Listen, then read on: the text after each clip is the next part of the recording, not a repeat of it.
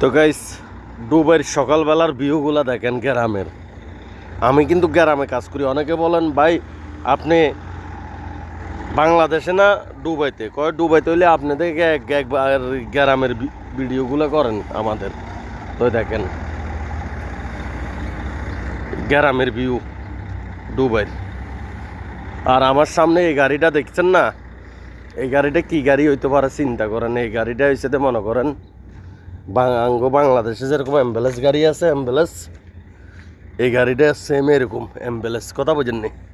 বাংলাদেশের অ্যাম্বুলেন্সের মতো অ্যাম্বুলেন্স গাড়ি দুবাইয়ের অ্যাম্বুলেন্স গাড়ি যেগুলো মনে করেন লাশ টাস নেয়, যাতায়াত করে না লাশের করে, রোডে গাড়ি অ্যাক্সিডেন্ট হলে এগুলাত করে যাতায়াত করে।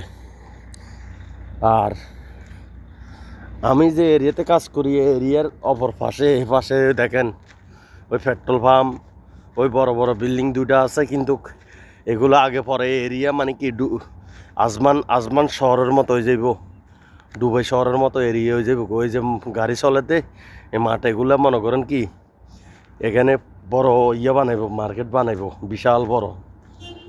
তো দুবাইয়ের মাইন্ডে মনে করেন বেশি এই যে এই লোগোটারে ভালোবাসে, এই পাখিটারে। দুবাইয়ের শেখেরা, দুবাইয়ের আরবিরা মনে করেন যারা আছেন দুবাইতে, তারা বেশি এই লোগোগুলারে ভালোবাসে। তো আজকের জন্য আমি বিদায় নিলাম। শুভ সকাল, সবাই ভালো থাকেন, সবার জন্য দোয়া রইল।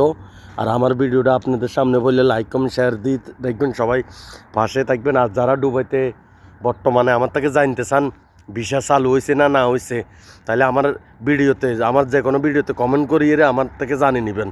ধন্যবাদ সবাইকে।